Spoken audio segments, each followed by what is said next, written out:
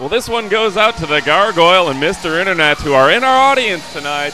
There you see brutal Joe Gibson of the Hellfire Club, the man who was trained by none other than Percy Pringle, the man formerly known as Paul Bearer, who is now feuding with DJ Pringle, Paul Bearer's son. In the ring tonight, you also see Beast Spidey, Brian Reese, in the ring, dressed as Prince. This is the Halloween edition of Ultimate Wrestling. But that isn't the only thing we have for you. On his way to the ring momentarily is the debuting superstar, the Black Wolf. The Black Wolf making his wrestling debut. And there you see some of our fans dressed up. You have Jason Voorhees, a clown. There's the Gargoyle. Mr. Internet not far away. And look at this. It's the Black Wolf.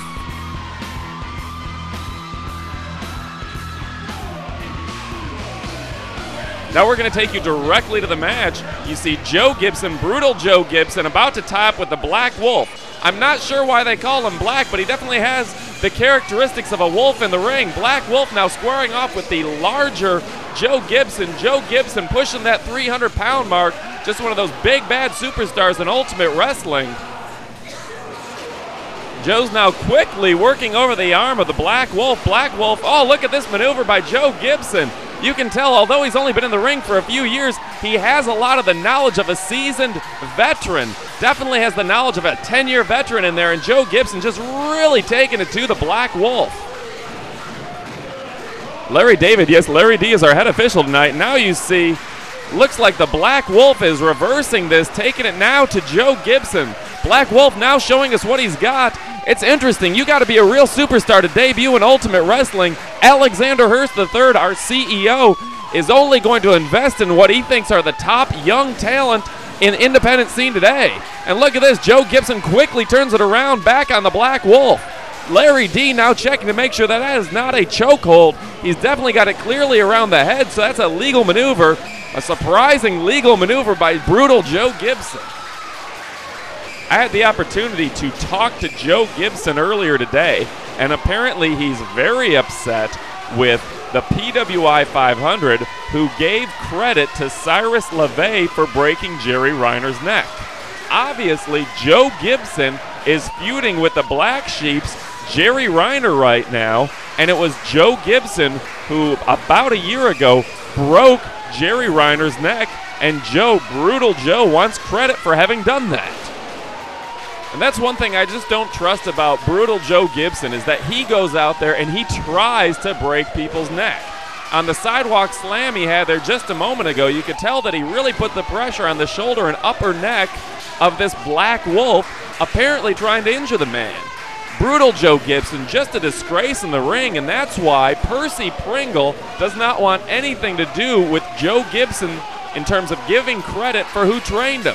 He pretty much wants to wipe Joe Gibson off of the map, and he's willing to use his son, DJ Pringle, to do that. Here's the information that I was given about the Black Wolf. Apparently, he is an American kickboxer, and he also dabbles in mixed martial arts. He's a former world champion, and he's an American professional football player with a mixed martial arts record of 8-2-1 as of December 2005. He primarily fights in Korea and Japan. He's well known in Japan, and he's appeared in several television commercials.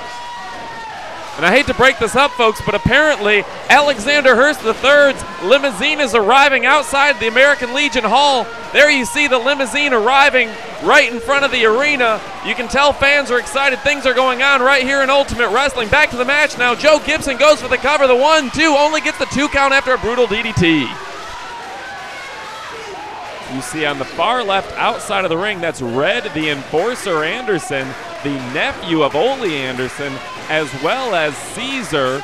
Caesar, a member of the Hellfire Club for 2 months now, and brutal Joe Gibson, the newest addition to the Hellfire Club. A lot of velocity on that one, hits the ring. The roll-up now, 1-2, only got the 2 count. Larry D only with the 2 count for the Black Wolf. Black Wolf now mounting an offensive, hits the clothesline, waiting to pounce. Hits another one, another clothesline by the Black Wolf. Joe Gibson, little dazed, little confused. Now Gibson with the duck under.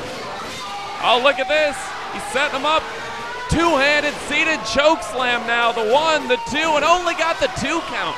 That's a maneuver that the great Khali during training did on an opponent and actually killed a man several years ago. Joe Gibson just did it to the Black Wolf, and the Black Wolf is somehow able to kick out.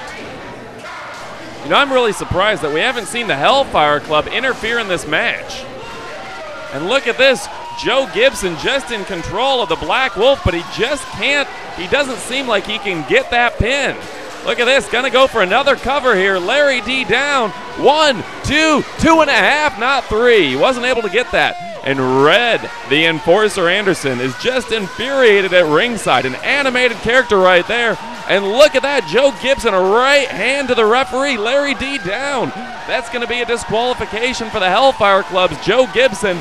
And now Red Anderson and Caesar just taking the boots to the Black Wolf. This may not be the end of this rivalry, but the Black Wolf just being destroyed. What's going to happen here? This is a 3-on-1. This is despicable. I don't know who the Hellfire Club think they are. We need to get some control. Someone needs to call security out here. Referee down. The Hellfire Club 3-on-1 really taking it to the poor Black Wolf, a man who made his debut, and I don't know if he's going to be fit to wrestle in Ultimate Wrestling again. And look at this. Caesar still taking it to the Black Wolf. Folks, I'm out of here. I'm Michael Wood. Make sure you're checking out ninjapimp.com and ultimatewrestling.org.